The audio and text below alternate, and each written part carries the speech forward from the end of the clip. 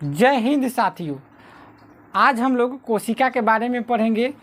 जो पिछले वीडियो में पढ़े थे उसके आगे के चीज़ों के बारे में आज जानेंगे कि आगे जो चीज़ होता है उसके बारे में आज हम लोग पढ़ेंगे। तो सबसे पहले आता है कि कोशिका की संरचना के बारे में पढ़ेंगे। क्या पढ़ेंगे? कोशिका की संरचना के बारे में पढ़ेंगे। ठीक है, यानी इसके अंतर्गत कोशिका के अंतर्गत हम लोग जो भी चीज़ था पहले जान चुके हैं और आगे वाले चीज़ों के बारे में आज जानेंगे। ठीक है, तो देखिए कोशिका जो होता है, कोशिका का संरचना हम बोल सकते हैं इसको दो भागों में। जैसे कि मान लो कि सबसे पहले आता है कोशिका आवरण आता है। क्या आता है? कोशिका आवरण। ठीक है, कोशिका आवरण जो होता है आप लोगों को पता होना चाहिए।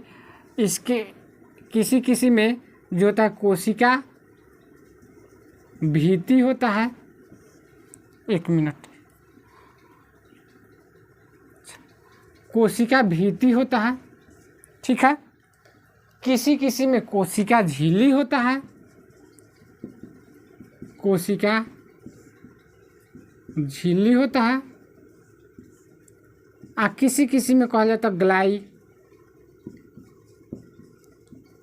को कैलिक्स। ठीक है, यानी जो होता है कोशिका जो होता है किसी में कोशिका भित्ति होता है, कोशिका का आवरण, किसी में कोशिका झिल्ली होता है और किसी में क्या होता है ग्लाइको कैलिक्स होता है। उसके बाद आता है जीव द्रव्य। क्या होता है? जो होता है जीव द्रव्य। ठीक है, अब जीव द्रव्य जो होते हैं अब हम लोग इसके बारे में थोड़ा सा चित्र बना के समझेंगे। कहाँ? यहाँ पे बना देते हैं। ठीक है, यहाँ पे कुछ संरचना इस तरह हम बना देते हैं। ये हो गया, मान लीजिए हमारा कोशिका हो गया। क्या हो गया? कोशिका हो गया। अब जो है सबसे बाहरी आवरण आपको दिख रहा होगा है, सबसे बाहरी आवरण, इसी को बोला जाता है कोशिका आवरण। ये जो आवरण होता है किसी में कोशिका भित्ति होता है, किसी में कोशिका झिल्ली होता है और किसी में क्या होते हैं ग्लाइको कैलिक्स होते हैं। किसी में क्या होता है कोशिका भित्ति और कोशिका झिल्ली दोनों पाए जाते हैं। बात बुझा रहा है? किसी में जो होता है कोशिका भित्ति पाया जाएगा, ग्लाइको कैलिक्स पाया जाता है, बाकी ये आवरण नहीं होता है। किसी में तीनों भी पाए जा सकते हैं। ठीक है, इसके बाद कह रहा है जीव द्रव्य। क्या कह रहा है? जीव द्रव्य। अब देखिए ये जो है हमारा कोशिका हो गया। क्या हो गया? और इसके मध्य में केंद्रक होता है। ठीक है, अब मान लीजिए कि ये कोशिका हो गया तो कोशिका के है कोशिका झिल्ली यानी कहा जाए तो कोशिका आवरण, कोशिका के आवरण के जितने भी अंदर द्रव्य होते हैं यानी कहा जाए तो कोशिकांग होते हैं, उन सभी को मिलाकर के क्या कहेंगे? जीव द्रव्य कहेंगे। क्या कहेंगे? उन सभी को मिलाकर के क्या कहेंगे? जीव द्रव्य। किसके भीतर रहेगा? कोशिका आवरण के भीतर जितने भी द्रव्य रहते हैं जिसमें क्या होते हैं कोशिकांग उपस्थित होते हैं, उन सभी को मिलाकर के क्या कहेंगे? जीव द्रव्य कहते हैं। ठीक, इसके बाद देखिए अब जीव द्रव्य है, जीव द्रव्यों को भी दो भागों में बांटा जा सकता है। ठीक है, जीव द्रव्य को भी दो भागों में बांटा जा सकता है। एक होता है कोशिका द्रव्य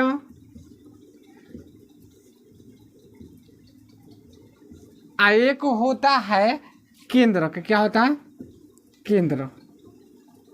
ठीक है, अब इसके बारे में जानेंगे कि केंद्रक क्या होते हैं और कोशिका द्रव्य क्या होते हैं। ठीक है, तो मान के चलिए ये हमारा क्या हो गया? केंद्रक हो गया। ये हो गया कोशिका आवरण हो गया। इसमें कोशिकांग होते हैं, आगे हम चल के बता रहे हैं एक एक चीज़ों को। आप लोग वीडियो के अंत तक बने रहिएगा। तो ये हमारा मान लीजिए कि कोशिका आवरण हो गया, ये केंद्रक हो गया। ठीक है, तो है केंद्रक है ना, केंद्रक को छोड़कर कोशिका आवरण के भीतर केंद्रक को छोड़कर जितने भी द्रव्य होते हैं, क्या होते हैं, द्रव्य होते हैं, क्या कहलाएगा, कोशिका द्रव्य। या बोल सकते हैं जितने भी कोशिकांग होते हैं किसके भीतर, कोशिका आवरण के भीतर और केंद्रक के बीच, क्या, केंद्रक के बीच जितने भी कोशिकांग होते हैं क्या कहलाएगा, कोशिका द्रव्य। देखिए इसमें आप लोगों को कन्फ्यूजन नहीं होना चाहिए, क्योंकि देखिए जीव द्रव्य और क्या हो गया, कोशिका द्रव्य थोड़ा सा सेम जैसा लग रहा है, लेकिन इसमें अंतर होता है। वही अंतर आप लोगों को हम बता रहे हैं। तो हमने बताया, मान लीजिए कोशिका आवरण हो गया, और कोशिका आवरण के अंदर जितने भी कोशिकांग होते हैं वो हो जाएगा जीव द्रव्य। लेकिन कोशिका द्रव्य क्या होगा, केंद्रक को छोड़कर और जितने भी द्रव्य होते हैं या कोशिकांग होते हैं उन सभी को मिलाकर के क्या बताएंगे, कोशिका द्रव्य। ठीक, आगे चलते हैं।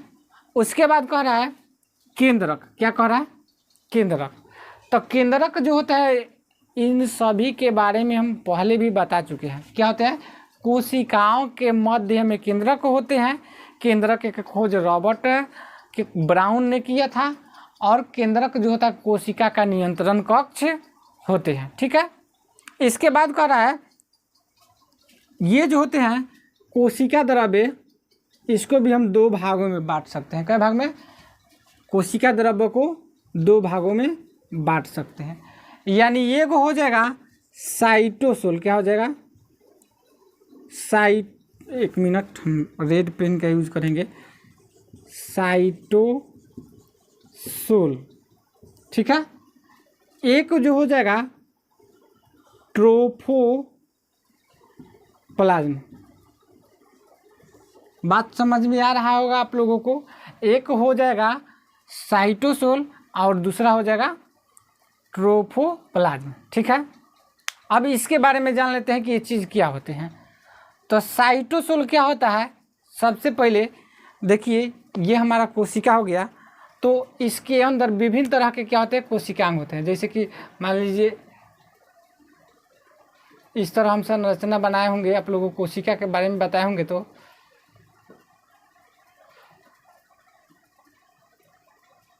ये हमारा मान लो कि ये जो हो गया अंतःपरद्रव्यी जालिका हो गया। ये चीज़ जो दिख रहा होगा, इसके पहले वीडियो में हम अच्छे तरीके से बताए हैं, इसमें भी बता दे रहे हैं।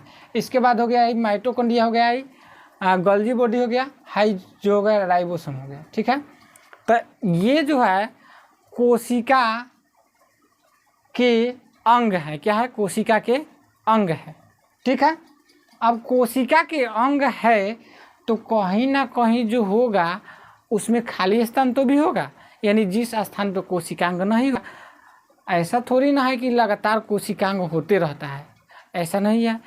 कोशिकांग जो होता है कहीं कहीं रहता है, यानी कहीं की खाली स्थान भी होता है। यानी कोशिकांग जिस स्थान पे नहीं पाए जाते हैं, यानी कहेंगे कोशिकांग जिस स्थान पे नहीं पाया जाता है उसको क्या कहेंगे, साइटोसोल कहेंगे। क्या कहेंगे, कोशिकांग जिस स्थान पे नहीं पाए जाते हैं साइटोसोल, और जिस स्थान पे कोशिकांग पाए जाते हैं उसको क्या कहेंगे, ट्रोफोप्लाज्म कहेंगे। क्या कहेंगे, ट्रोफोप्लाज्म। यानी हमने बताया, मान लीजिए ये माइटोकॉन्ड्रिया स्थित है, ये गोल्गी बॉडी है, राइबोसोम है, यानी इंडोप्लाज्मिक रेटिकुलम है। इन सभी को जो जगह छेकले है इसी स्थानवा को क्या कहेंगे, ट्रोफोप्लाज्म कहेंगे। क्या कहेंगे, ट्रोफोप्लाज्म। अब देखिए ट्रोफोप्लाज्म को भी हम दो भागों में विभाजित कर सकते हैं। ठीक है, अब ये जो हो जाएगा ये होगा, मान के चलिए इसको बांट सकते हैं, तो ये हो जाएगा कोशिकांग हो जाएगा। क्या होगा, कोशिकांग हो जाएगा।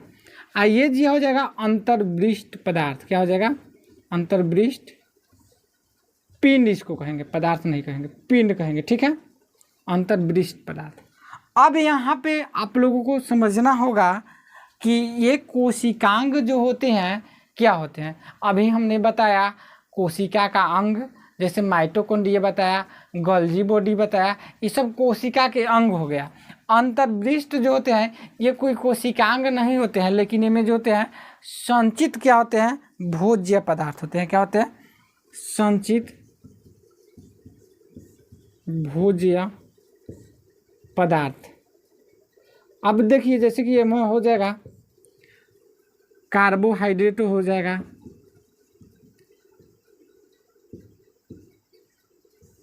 प्रोटीन हो जाएगा,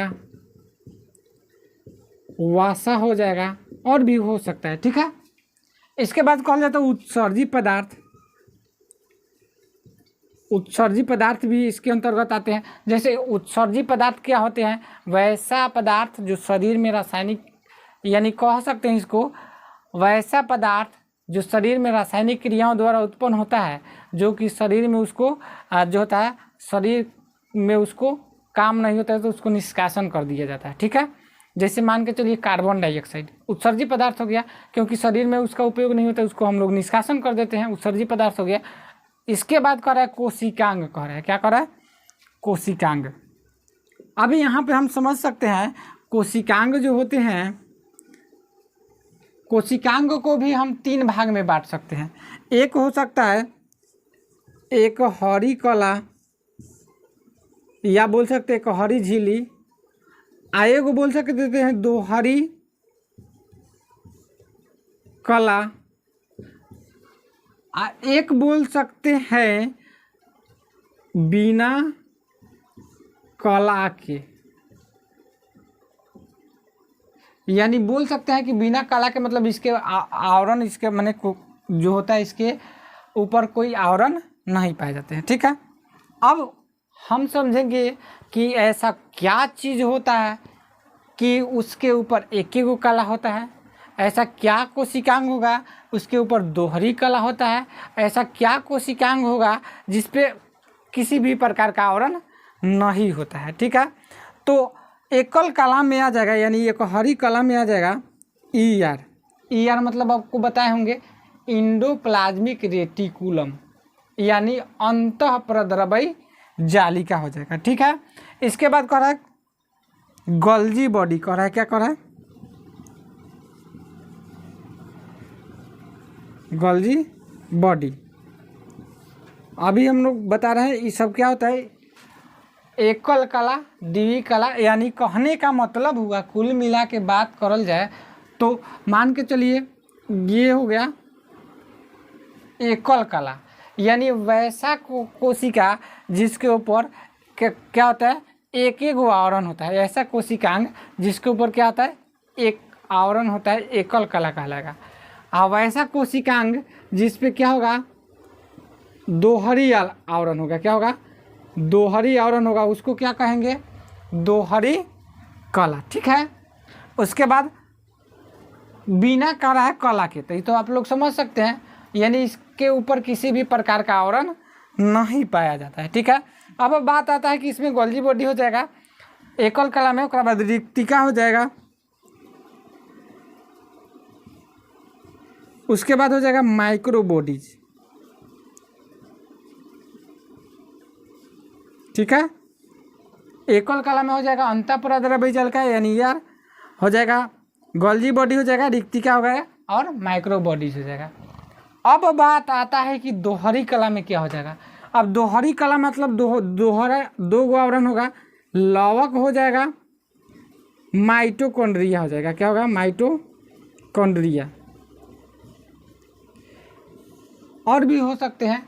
यानी कहने का मतलब हुआ कि इसके ऊपर क्या होता है 2 आवरण होते हैं, इसके कोशिकांग के ऊपर क्या होगा दोहरी आवरण पाए जाते हैं। इसके बाद कह रहा है बिना कला के, क्या कह रहा है बिना कला के, यानी अब बिना कला के क्या होते हैं अब इसके बारे में जान लेते हैं। जैसे कह लेते हैं राइबोसोम हो जाएगा, क्या हो जाएगा, यानी कहने का मतलब हुआ आप लोग देखे होंगे कोशिकांगों में इंगो दाने की तरह संरचना होता है, इसके ऊपर किसी भी प्रकार का आवरण नहीं पाया जाता है। ठीक है, उसके बाद हो जाएगा आपको तारक काय हो जाएगा, क्या होगा तारक काय। ठीक है, इसके बाद हो जाएगा आपको केंद्रिका हो जाएगा, क्या हो जाएगा। ठीक है, यानी कहने का मतलब हुआ ये जो होते हैं बिना क्या होते हैं कला के, यानी बिना कोशिका झिल्ली के होते हैं। ठीक है, उम्मीद है कि इस चीज़ों को आप लोग अच्छे तरीके से समझे होंगे। एक बार हम लोग शुरू से अंत तक इसका चर्चा कर ले रहे हैं। अब देखिए जैसे कोशिका का संरचना में बताए हैं कोशिका आवरण, ओकरा बाद बताए हैं जीव द्रव्य। कोशिका आवरण में बताए हैं कोशिका भित्ति आ जाएगा, कोशिका झिल्ली आ जाएगा, ग्लाइकोकैलिक्स आ जाएगा। यानी कहने का मतलब हुआ कि ये जो होते हैं किसी किसी कोशिकांग में यानी कोशिकाओं में केवल कोशिका भित्ति पाया जाता है, किसी कोशिका में कोशिका झिल्ली पाया जाता है और किसी किसी कोशिका में ग्लाइकोकैलिक्स पाया जाता है। किसी में दोनों आवरण भी हो सकते हैं, जैसे कोशिका भित्ति हो जाएगा, कोशिका झिल्ली हो जाएगा, दोनों आवरण भी हो सकते हैं। ठीक है, इसके बाद कह रहे हैं जीव द्रव्य। क्या कर रहे हैं? जीव द्रव्य। अभी आप लोगों को बताया है कि कोशिका आवरण के भीतर जितने भी कोशिकांग होते हैं वो क्या कहलाएगा? जीव द्रव्य कहलाएगा। या बोल सकते हैं हम इसको कि कोशिका आवरण के अंदर जितने भी द्रव्य होते हैं जीव द्रव्य कहलाता है। ठीक है, इसके बाद इसी के अंदर तो होता है कोशिकांग। ठीक है, इसके बाद हो गया, अब बता रहे हैं अब जीव द्रव्य को भी क्या किया गया है? दो भागों में बांटा जा सकता है। ठीक है, तो जीव द्रव्य एक होता है कोशिका द्रव्य होता है, एक होता है केंद्रक।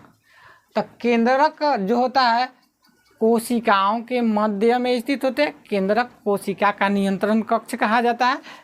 केंद्रक का खोज रॉबर्ट ब्राउन ने किया था। इसके बाद कह रहा है कोशिका द्रव्य, यानी केंद्रक को छोड़ करके कोशिका आवरण और केंद्रक के बीच जितने भी द्रव्य पाए जाते हैं यानी कोशिकांग पाए जाते हैं उसको क्या कहेंगे? कोशिका द्रव्य कहेंगे। ठीक है, उसके बाद इसको फॉर्मूला के तौर पर भी हम लिख सकते हैं। जैसे में कहा जाए तो हो जाएगा जीव द्रव्य बराबर लिख सकते हैं इसको कोशिका द्रव्य प्लस क्या लिख सकते हैं? केंद्रक लिख सकते हैं। ठीक है, अगर हमको निकालना होगा क्या बोलते हैं, अगर हमको कोशिका द्रव्य जानना होगा तो इसको ऐसे लिख सकते हैं जीव द्रव्य अब माइनस क्या हो जाएगा? केंद्रक हो जाएगा। यहाँ पे लिख दे रहे हैं, यानी इसको ऐसे भी हम फार्मूला के तौर पे लिख सकते हैं। ठीक है, यानी जीव द्रव्य कहेगा तो कोशिका द्रव्य प्लस केंद्रक।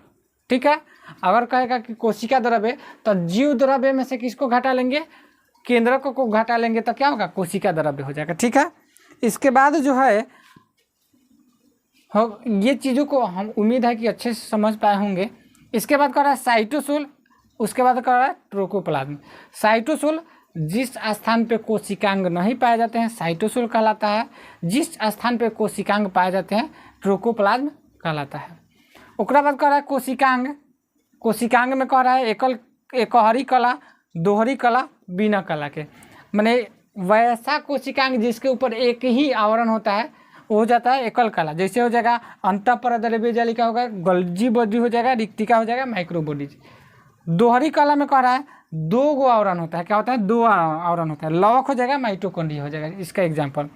और बिना कला के कह रहा है राइबोसोम, इसके ऊपर कोई आवरण नहीं होता है, तारक का केंद्रिका हो जाएगा। ठीक है, इसके बाद कह रहे हैं अंतर्विरिष्ट पदार्थ, यानी कहने का मतलब इसमें क्या होता है? कोशिकांग नहीं होते, संचित भोज्य पदार्थ होते हैं। ठीक है, कार्बोहाइड्रेट, प्रोटीन इत्यादि, वसा भी हो जाएगा। ओकरा बाद करें उत्सर्जी पदार्थ। ठीक, उम्मीद है कि इस चीज़ों को आप लोग अच्छे तरीके से समझ पाए होंगे और इसका एक स्क्रीनशॉट ले लीजिए। सभी प्रकार के क्वेश्चन इसी डायग्राम के अंदर आप लोगों से सॉल्व हो जाएगा। तो इसके बाद हम पढ़ेंगे अगले वीडियो में, और आगे ऐसे ही वीडियो रोज़ आएगा। आप लोग हमारे चैनल से जुड़े रहिएगा। और एक हमारे भाई हैं नॉलेज एक्सप्रेस, वो हमको बहुत सपोर्ट कर रहे हैं, तो उनका बहुत बहुत मेरे तरफ से धन्यवाद। और ऐसे ही सपोर्ट करते रहिए, आगे जुड़े रहिए मेरे साथ। जय हिंद।